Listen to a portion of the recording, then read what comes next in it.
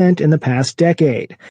This is Mike Clifford for Public News Service, member and listener supported, heard on interesting radio stations, and find our trust indicators at publicnewsservice.org.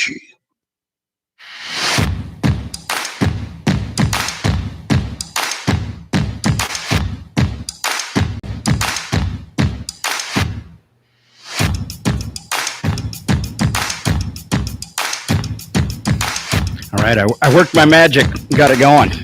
All right. All right, look at that weird science. Weird science. All right, here we go. 8:17. It's KCHW 102.7. Time for a little art on the radio. And the guy that always brings us that art on the radio, Mr. Tim Nielsen from the Trails End Gallery. Applause for Tim, please. Yes. Good morning. All right. And then he's brought back a second time KCHW artist visitor. I can't even talk this morning.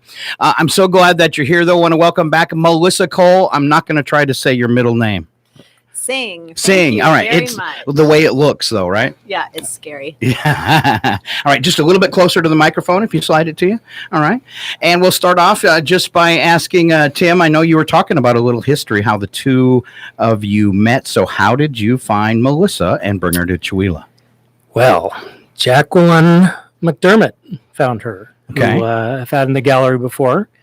And she said, oh, there's an artist I met down at the Marmot that you need to get a hold of. And so I looked up her work and I said, yes, I need to get a hold of her. And I did. And she came up with her husband, Brandon. And we're on our second show now. All right. Good fit. So you must live fairly close, and I don't remember, so refresh my memory. I do. I live in Spokane Valley. Okay. Mm-hmm. Now, we have another video. We'll have, when this show's over, we'll have another video posted up, but let people know we are live on Facebook, YouTube, and on our website at kchw.org if you want to see the art. But what did you think of the first video when you went back and watched it? Was it good? It was good. Okay. It was fun. I actually didn't realize you were recording a video at that time. So. Oh, yeah. You didn't? No, I didn't. Oh. So it was nice to be able to have that visual. So you thought just all the cameras were kind of like a one-time only deal? Didn't see the cameras. We post everything that every morning show, but we're not making any money off it or anything like that. But it's fun to do and lets people see, especially when we have guests. Lets them put a face with the voice and that kind of stuff. So very cool. And now with technology and people's phones, if you have Facebook or YouTube on your phone, you can just pull it up right there and watch. Just don't do it if you're driving. All right. All right. So, Melissa, tell us a little bit. You're in Spokane Valley, and tell us a little bit how you got into art. A little history, even though it's probably on the other video. We have different listeners today, I'm sure. So. Absolutely. My mom is a painter, and so she always had art materials at school in the house, and so I was able to sculpt and paint and do all of those kinds of things as part of my normal childhood. I didn't think of it as anything different. I also always loved science too, so I was running around chasing lizards and doing all kinds of things, and then coming back inside and drawing the creatures that I saw outside from a very young age, from as soon as I can remember. So 2, 3, something like that. Sculpting, that's very cool too. Just another side of the art. So can you remember what the first thing you sculpted as a child was that you probably gave to your mom? Well, always animals. We had Play-Doh, and I remember my cousins and I just sculpting the creatures that we saw outside. And so I think chickens and, my aunt had a farm, but I also lived in India. And so I sculpted all of the little animals that I saw and tried to make them as small as possible. So I don't have the eyes that I had then, but everything was minuscule. Sculpting a chicken seems tough. Just ask the chicken. All right, Tim's doing sound effects today. Look out.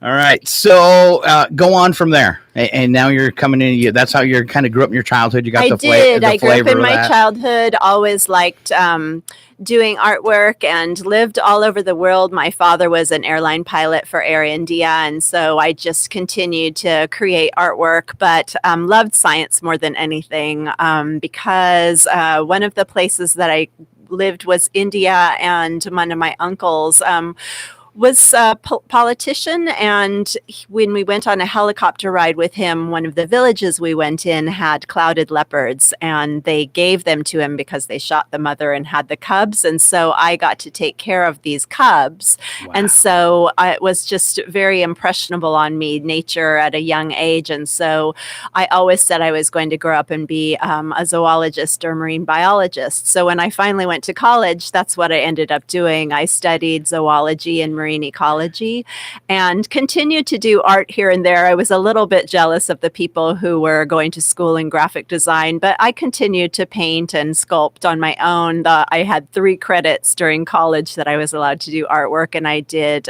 ceramic sculpture for those credits, and then went into the Peace Corps and ended up working in a village in the Dominican Republic that specialized in painting and also wicker baskets and designs like that. And so it was really amazing to be in a village like that where everybody was working on art all together cooperatively. And that really made an impression on me and the way that I create my artwork. Now, how did that community come about where it's just like totally geared toward art? Do you have how that happened? Well, the country has quite a bit of tourism, and so they had a lot of German tourists coming in, and so that particular village would create baskets and woven furniture and paintings and then drive them over to the areas where there were markets and tourism along the beaches of the Dominican Republic. So they just focused mainly on art. I was actually in there to do forestry and environmental education, and they weren't able to find a lot of the plants that they used to make the wicker baskets. And so I helped them learn how to plant those plants again and replant them so that they were able to find enough material to create their artwork. But just watching them really helped me learn how to work together as a group to create art like that. I had a guest come in one time, and she runs basically a mission in Uganda, and she brought me like a basket from one of their, I don't know, villages or whatever that somebody had handmade. And I was like, I have never seen a basket like this. This is not like the wicker baskets or something you find at the thrift store, you know, to put stuff in. I mean, very, very, I don't know how to pick the right word, ornate. Yeah, very intricate. Yeah, very, very intricate with different colors in it and stuff. And solid as a rock. I couldn't believe how solid it was. So fun stuff, right? Yeah, very much. All right. And then somehow you ended up in Spokane. And do you still, do zoology or anything? I do. After I was in the Peace Corps, I worked in the Virgin Islands as a scuba diving guide, and I also painted the whole dive shop in the Fishes of the Caribbean. So continued to do both, art and science. And then I worked in Mexico as a guide again, and met my husband down there. He's an underwater photographer, and he was photographing whales. And we only met for 20 minutes or so, but we hit it off. So a year later, we came back in touch again and ended up getting married. And he's from Spokane, so I moved to Spokane. I'm sorry. That's okay. It's actually been a really great place to become an artist. Okay. I had more time when I got to Spokane, and I was actually reading Julia Cameron's book called The Artist's Way, which has a lot of different ways to try and figure out how to bring creativity to your life. And so I was just doing these little drawings, and Brandon said, "Wow, you're really good. You should keep doing that." And so when we went on our trips together, one of the first ones was taking pictures of orca whales in the San Juan Islands. It rained a lot and we couldn't go out and photograph. So I had brought watercolors with me, and I started just painting things in the back of the truck. And from there, I just kept creating more and more things. There was a really nice little coffee shop, Four Seasons, in Spokane, and I would sit in there and journal and sketch. And finally I said, "Would you guys mind if I could put some of my paintings on your walls?" Because they didn't have anything there. And sold a few of them, and they ended up hiring me to do a lot of the design work for their coffee bins from all over the world. And so it just kind of became its own little ball. I bought Art Marketing 101, a book, because I didn't know anything about being an artist, and it was really actually helpful. Boom, all of a sudden you're making money doing art. That's right. All right. That is very cool. You have done a lot of stuff. I know, and I World continue traveler. to. Wow, here you are in Chihuahua. So now tonight you are going to be. Is the brewery deal's on? Yes, the Okay. brewery Yes. deal is on. I was just kind of worried because Brandon was doing news and he said we've got the highest COVID numbers ever. So I was like, oh, I hope the brewery's open. But everybody around here is kind of ignoring it, so we'll just keep going. Well, with they're Jake and Patrick sent me a picture last night, and the brewery, they had just mopped the floors and had the tables, all that. mapped out. It's sectioned off as well as you can. Yeah, and they said, okay, we can fit 20 people indoors, and we'll have the garage doors open too, so we can have another, Lots dozen of people, people outside. Yeah. on the outside, and we'll make it work. All right. And we always get a really good crowd, a pretty respectful crowd for the art talks. They're really there for the artist, so I expect it'll go well. So without ruining anything, what can you kind of tease your presentation tonight? Absolutely. So I'm going to be talking a little bit about what it was like to create art in the time of COVID, because it kind of turned all of us on our heads. And I'm usually traveling 4 to 6 months a year, and instead I was home. So I'm going to talk a little bit about the kind of art I created and the themes that came up because of it. I ended up doing a lot of public art during the time of COVID. And so I worked with some really cool schools and a lot of kids. So I did some public art with them, and I'm going to be talking about that. I have a lot of slides to show because when I was finished doing those public art projects, I ended up finally being able to leave the country in June and go on a month-long trip to Egypt. So I'm going to have some great trips from the tombs of Egypt, and then also scuba diving with my husband. I teased some of his pictures out of him, so I have those as well to show. So do you sketch what you want and then paint it?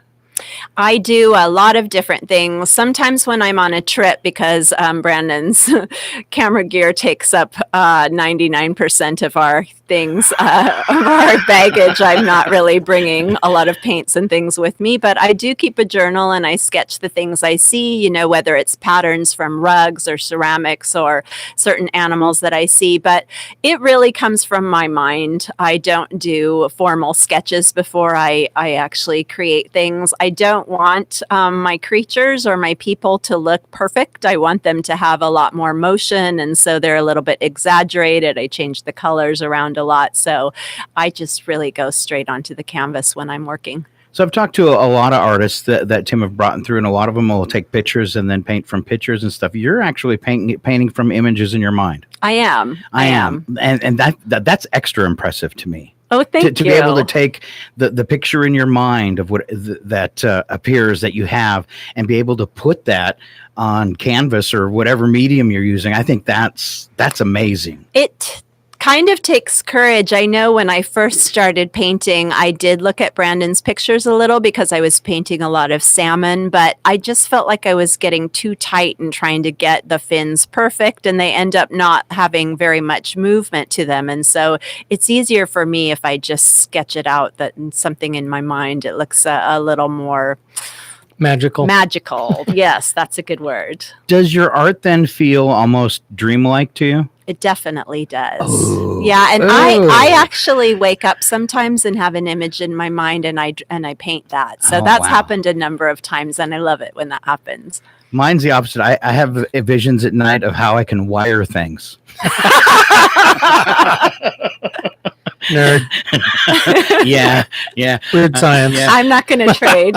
I woke up in the middle of the night with a vision of because we couldn't afford what's called a MARTA unit to broadcast like from the park to here. They're like $10,000, and I'm like, how could I do it? And it came to me in my sleep. It was just hook up Magic Jack to the computer and use remote access and call into the station through Magic Jack. And so I switched a $10,000 piece of equipment into a $40 piece of equipment. So I was pretty happy with myself. I know. It's Pretty kind of clever. cool when that happens. That happens actually to me when I'm doing some of my large public works of art, because installation and hardware are the tricky things. And definitely sometimes I'm figuring out, because I did a huge big bridge in Lewiston and it's made up of concrete panels. It's 100-foot long blue rattlesnake on one side and then 15-foot tall leaping sockeye salmon. And I was trying really to figure cool out how to attach it to the bridge, so that it wasn't going to blow down into the traffic. And I did. I dreamed it. I woke up in the morning and figured out how to do the bolts and how to do the aircraft wiring. And when I gave it to the engineers, they're like, okay, no changes. That's good. So it was very cool. Yeah. All right. That is amazing that our brains can do that for us sometimes, work out the problems that we have. Yeah. Because sometimes when you're right on top of it, you can't see the answers. You're going to take a step back. So. It's true. All right. So I want to see some of that dreamlike art. All right. All Is right. that my cue? That is your cue. All right. We're going to see if you're watching online. Don't forget you can watch on YouTube, Facebook, and at kchw.org. And we're going to switch the camera to the art panel now. All right. I think we'll start with some dreamy horse. Dreamy horses. It's dreamy horses. Oh, it is dreamy. Wow. I guess I picked the right word to describe your stuff a little bit, huh? Yeah, you Because did. I noticed you smiled when I said, so is your art dreamlike? It is very dreamlike. I hope people are checking this out and come check it out tonight. Tell me about this one with the horses. So this one is called Balancing Act, and it kind of takes me back to being 12 or 13 years old when all I did was draw horses over and over and over again. I didn't want to say it had a kid quality to it because I didn't want that to be like an insult. And I'm not referring to the art. I'm referring to the feel of it. Right. Yeah. It's true. I think one of the themes that I really explored during this COVID time is balancing. We all feel sort of out of kilter. You don't know what you're supposed to be doing, whether to wear a mask or not, whether to be with people or not, whether to stay inside and all of that. And so a lot of my paintings revolved around balancing. So you'll see those horses all kind of trying to balance on moving balls and seeing if they can even, create this pyramid. And so that's what that one's about. I really like to create motion in my work. A lot of it is on wood, and it has fused glass pieces in it as well, because a lot of my large public works of art have mosaic work and fused glass. So I started adding found art objects, glass and stones and different things to my paintings a number of years ago. All right. I really like that one. That would look Thank great you. in a kid's room. Absolutely. All right, very fun. Very fun. Even a big kid. Even Yeah. a big kid. All right, Vanna, switch the painting. The mysterious hand reaches into the camera. All right, so tell us about this one. Some water flare in there. Yeah, right? this one's called Lucky Strike, and it's a heron going after a rainbow trout. And this one is created also during this period of time. I actually just did it in the last 2 weeks. And one of the nice things during this COVID period is, since I wasn't traveling, I was home and I live pretty close to the Spokane River. So I would spend a couple of hours every morning walking along the river and really getting to observe nature instead of rushing around my life as much. And so many of I always do nature related things, but I did get to see more things than normal. And I also got to experiment quite a bit. So this one's got a number of different techniques in it. The bottom part where the water is, I've done layers of paint on it and then used a brush and different implements to scratch the designs in it to create motion in the water. And then I really liked doing lots of more contemporary shapes of the squares behind the heron, which make the bird really pop out from the background.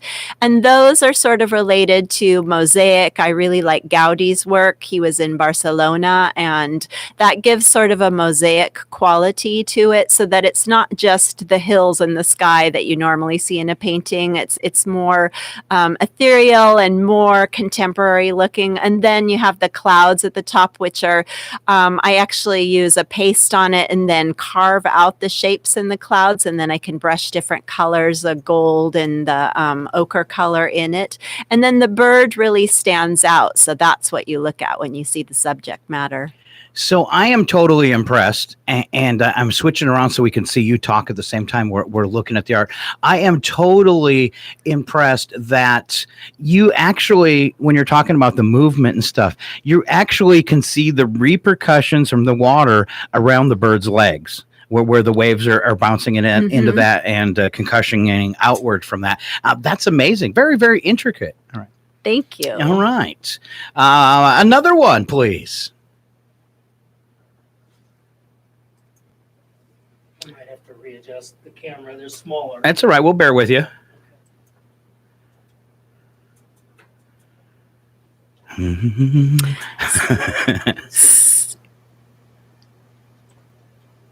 Go ahead. So this one's called Seek. This year is Year of the Bull, and this one is a very whimsical piece, and it's also related to COVID in some way too, because rather than staying at home and doing the same thing, I really was hoping that it would launch a new year and we would be able to seek some new places to travel and things to see and new experiments to try. And so this is a playful piece where she's not the bull's tail is wrapped around her, so she's sort of being grounded, but at the same time she's flying into a new year, new things to do. All right. So do you have one? You're talking about, a new year and hopefully new things to do. Do you have a painting called Disappointment? I don't, I was really lucky because I was able to go to Egypt, and that really did kickstart, my feeling of this year. It was really actually nice to leave Spokane and this area and go to Egypt, which I was finally able to do. It's the first international trip almost in 2 years with my husband. So now I want to know, do you have some paintings from your experience in Egypt in the show? I don't yet. We just returned and I haven't had time to do them, but they will be in the future for sure. Yeah, absolutely. It's hard. It takes a little while for the ideas to percolate. I would say I have some patterns from Egypt in this show for sure, but not subject matter. Maybe the next time, which will be in 2024. All right. We have one more, don't we, Tim? Yes. All right. So how many paintings do you have in the gallery tonight? I have 31 paintings. 31 paintings. Yeah, and some of them are really large, 48 by 60 even. Now, do you you've talked about, sculpting as a kid. Do you have any other mediums that you've brought besides this? I haven't. This time I just did paintings for the show, although many of my paintings are quite sculptural. They actually stick out from the canvas and I sculpt onto the canvas. But Tim's going to be doing a ceramics show later on, and I will have some ceramic pieces in that. This one's called Salmade, like mermaid, but with salmon. I know. And that's okay. It's like funny. So one of the first trips I got to take with my husband, Brandon, when we got married was to the Adams River in Canada, and I got to swim with sockeye salmon. And it was a really cool experience. I had a red dry suit, and all of the salmon were balling up right around me. They thought I was a big guy who was coming in to hone on in their females. It was kind of funny, but they really were truly creating a big ball around me. And just to see the motion of all of those fish underwater was just spectacular. And so I really use salmon as a touchstone. When I go away on a trip, sometimes it's hard to come back and start painting again. You've been doing other things. And so to get myself back into the groove again, I often will paint something that has salmon in it. So this is one of the first pieces I did when I got back from Egypt. And it really is just about our creation to nature and the intricacies of being able to swim with different creatures and to see them in nature, and how lucky we are to live in the Pacific Northwest and to have those things just right around our backyard. Definitely.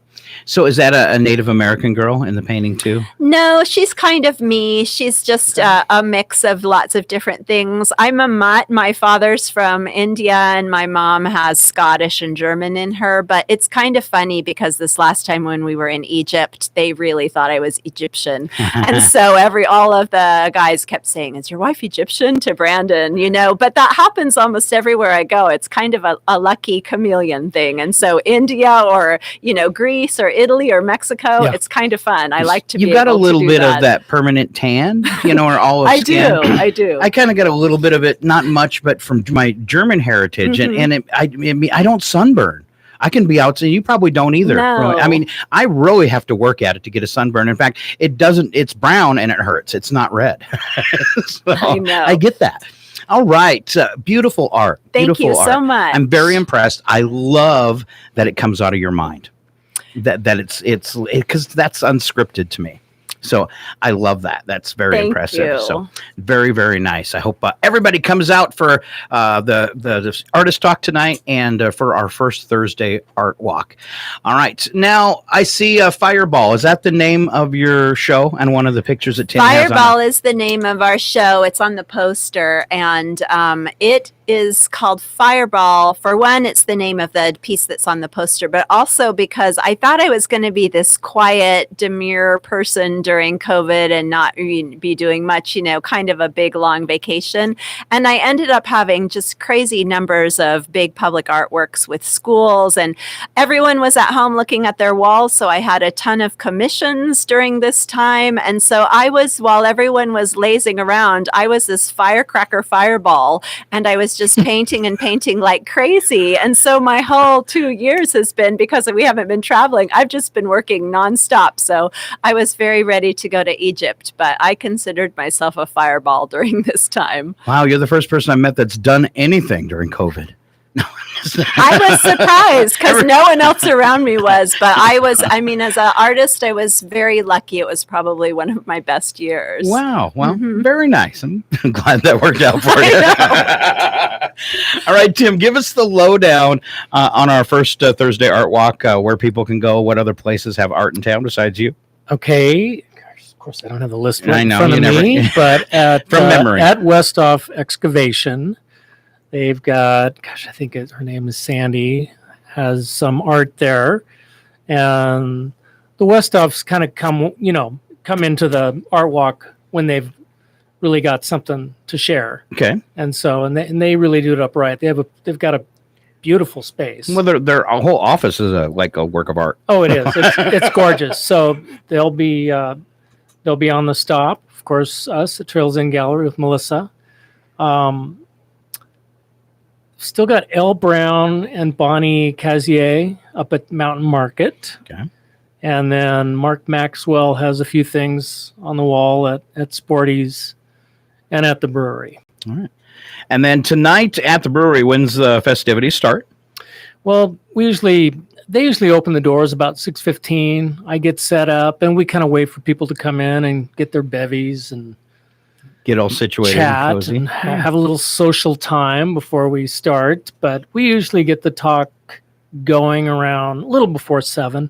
All right. So, and however long it takes. And then afterwards, we usually have a few people who maybe can't make it the next night.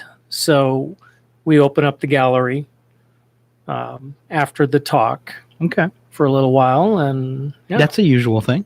All right. So tonight, 6:30-ish to 8 p.m. And then tomorrow night on the streets of Chihuahua, 5:30 to 8 p.m. Great weather, too. Get out and enjoy it. And yes. check out Oh, some my art. gosh. Thank gosh. The smoke's gone. I know, it's The beautiful. excessive heat. It's beautiful time to walk around town and see some art. There's new murals up. There's, things are happening here. Yeah, there's things happening.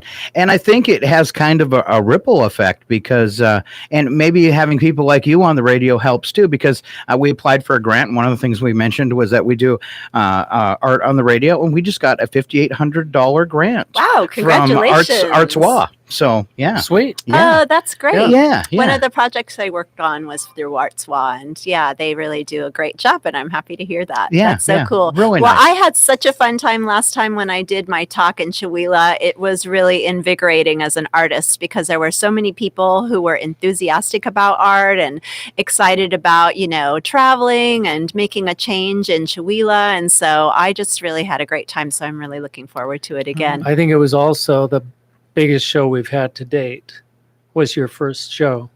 All Yay. right. And, Yay. Look at her. Now she's and grinning. there was, she was very helpful. There were people who came up from Spokane, and she was very good about pointing them to the gallery. All right.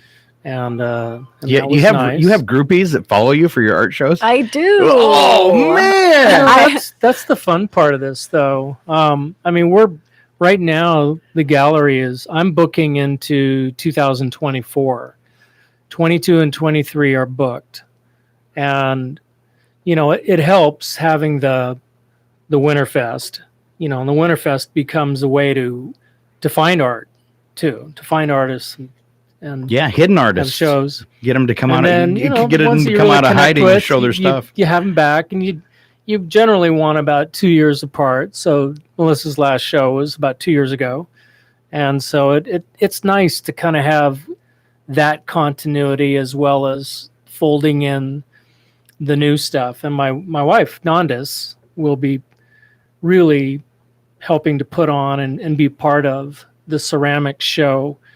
And I think that'll be September, October of 2021. So that's kind of her mission, is finding artists for that and curating that. All right, you put her to work. And, yeah, she's an artist. I mean, she's chomping at the bit. She just happens to be working for DNR right now. But, And a 2-year window, that seems to be about my memory, because I didn't recognize Melissa when she got out of the It's all new for you. Yeah, it's all new for me. No, as soon as you started, and especially too, as soon as you started talking about your husband and how you guys met, then it all started coming back to me. So That's right. You don't meet people who swim with sharks every day. no. Are you? Is he coming tonight as well? To support He's you? not going to be coming tonight. He'll be coming probably the beginning of October because the show continues through then. All right. Yeah. All right. So tonight at the brewery, Melissa Sing Cole, and that is starting at 6:30 until 8 p.m. And then tomorrow night, it's First Thursday Art Walk on the streets of Chihuahua, headed up by Mr. Tim Nielsen from the Trails End Gallery, 5:30 to 8 p.m. All right. Yes. All right. Art and Chihuahua. Did I miss anything I should have asked either of you? no, I think I think you All covered right. it. Thanks All so right. much. Thank you for being on the radio with us. Big round of applause for both of you. All right. I'm off on vacation. Another round of applause. Oh. And tonight on the radio, it's Wednesday. We start off with bluegrass music at 6. Then at 8 o'clock, it's our live DJ tonight. It's Doug McQuain and his show Dirt Road Blues. Guess what? 2 hours of blues music. And then at 10, it's paranormal talk radio on your radio. All happening right here on KCHW 102.7. You have a great day. And one more round of applause for you guys. Yay!